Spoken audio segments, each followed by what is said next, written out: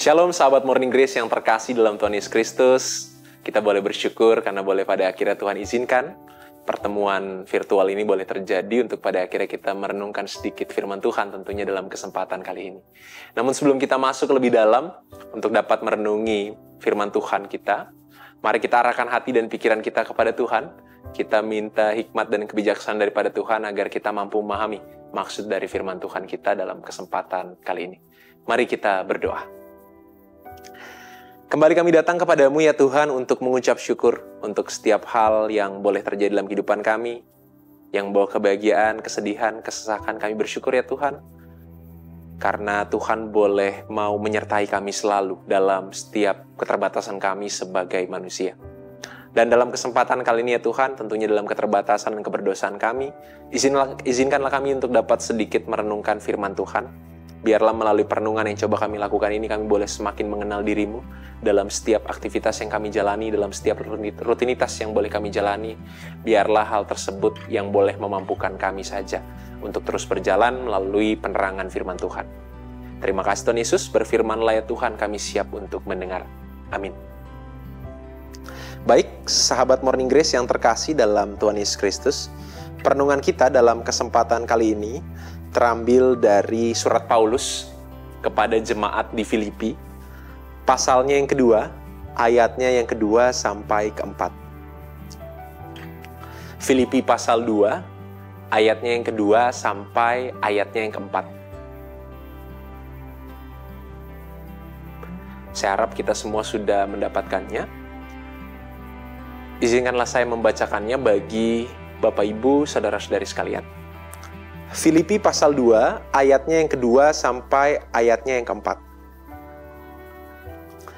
Karena itu sempurnakanlah sukacitaku dengan ini, hendaklah kamu sehati sepikir dalam satu kasih, satu jiwa, satu tujuan. Dengan tidak mencari kepentingan sendiri atau puji-pujian yang sia-sia. Sebaliknya, hendaklah dengan rendah hati seorang yang menganggap yang lain lebih utama daripada dirinya sendiri. Dan janganlah tiap-tiap orang hanya memperhatikan kepentingannya sendiri, tetapi kepentingan orang lain juga. Demikianlah pembacaan firman Tuhan kita dalam kesempatan kali ini. Baik, Bapak Ibu, Saudara-saudari yang terkasih dalam Tuhan Yesus Kristus, sekali lagi saya ucapkan Shalom, damai sejahtera bagi kita semua dalam setiap aktivitas yang boleh kita jalani. Dalam kesempatan kali ini, kita boleh membaca atau merenungkan firman Tuhan yang terambil dari Filipi pasal 2, ayatnya yang kedua sampai yang keempat, yang bagi saya secara pribadi sebenarnya cukup menarik. Cukup menarik karena berangkat dari perikop ini, atau judul perikopnya, nasihat supaya bersatu dan merendahkan diri seperti Kristus, kita diajak untuk pada akhirnya memikirkan kepentingan orang lain. Jadi kehidupan yang kita jalani dalam kehidupan kita, ini bukan tentang diri kita, tapi tentang orang lain. Tapi tentang bagaimana Tuhan boleh mau campur tangan dalam setiap aktivitas yang kita jalani. Sehingga penting bagi kita untuk selalu bersikap rendah hati dalam kehidupan yang kita jalani. Lalu apa kaitannya kemudian, kenapa saya coba renungkan ayat ini? Karena memang berangkat dari ayat ini, di tengah dunia saat ini yang bagi saya secara pribadi penuh dengan persaingan, bahkan kita dibiasakan untuk bersaing. Kalau mungkin kita boleh ingat secara bersama, sejak dahulu mungkin kita boleh bersekolah, Tuhan izinkan kita bersekolah SD, SMP, SMA, kita sudah terbiasa dengan peringkat-peringkat. Bagaimana kemudian yang memiliki peringkat lebih kecil, dalam hal ini peringkat 1, peringkat 2, peringkat 3, lebih baik kemudian dibandingkan peringkat 11, peringkat 12, dan seterusnya ke bawah, hingga semakin besar. Budaya hal ini sebenarnya membentuk suatu pola persaingan baru bagi kita secara bersama.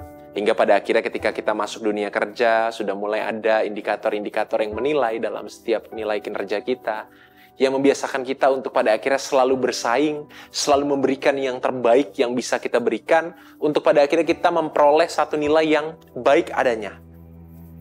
Nilai yang positif menurut perusahaan atau tempat di mana kita bekerja tersebut.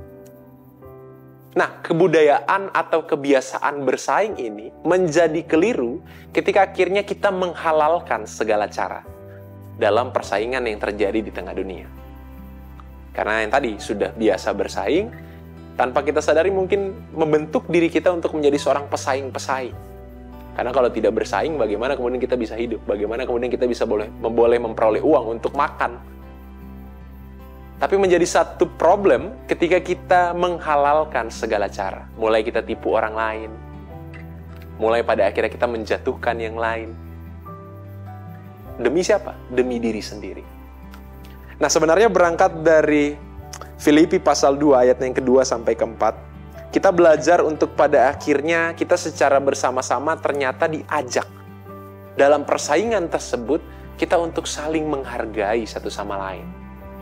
Saling memikirkan satu sama lain. Dan hendaklah bahkan pada ayat yang kedua disampaikan, kamu sehati sepikir dalam satu kasih, satu jiwa, satu tujuan. Hanya untuk Yesus Kristus saja. Hanya untuk kemuliaannya saja. Bahkan kita melakukan setiap hal yang boleh kita lakukan. Hal inilah yang harusnya menjadi landasan. Bagaimana kepentingan orang lain ini yang kita naikkan. Bukan kepentingan diri sendiri. Karena memang ingin dipuji, ingin mendapat pujian yang luar biasa semua untuk diri sendiri, sehingga akhirnya memandang sebelah mata orang lain tersebut. Kita tidak memiliki kerendah hatian pada akhirnya, hanya arogansi, kesombongan yang boleh ada dalam kehidupan kita. Jadi berangkat dari ayat ini, mari kita belajar sebenarnya dalam kesibukan, rutinitas yang kita jalani, di tengah dunia yang memang sudah membiasakan kita untuk bersaing. Saya menyampaikan hal ini karena memang itulah yang terjadi. Dunia seolah sudah membiasakan kita untuk bersaing.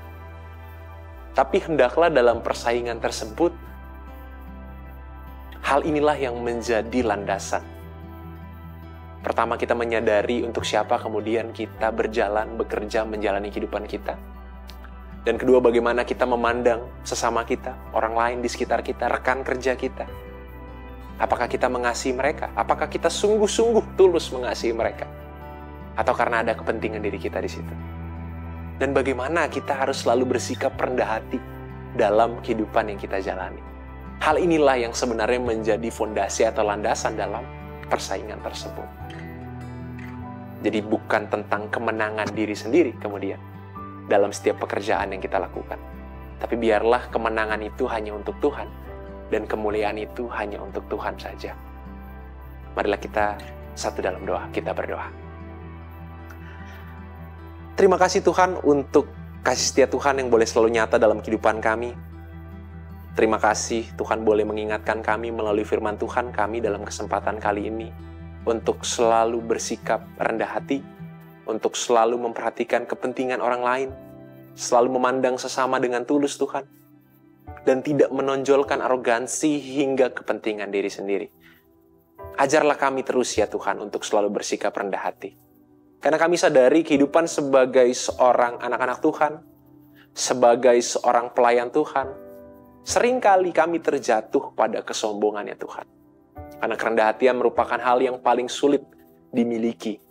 Sulit untuk pada akhirnya dipelajari dalam kehidupan kali ini. Karena begitu banyak ruang kami bisa menyombongkan keberhasilan, menyombongkan pencapaian, hingga pada akhirnya kami tidak memperhatikan sesama, bahkan tidak mempedulikan bahwa nyatanya kemuliaan, kemenangan itu hanya untuk Tuhan saja.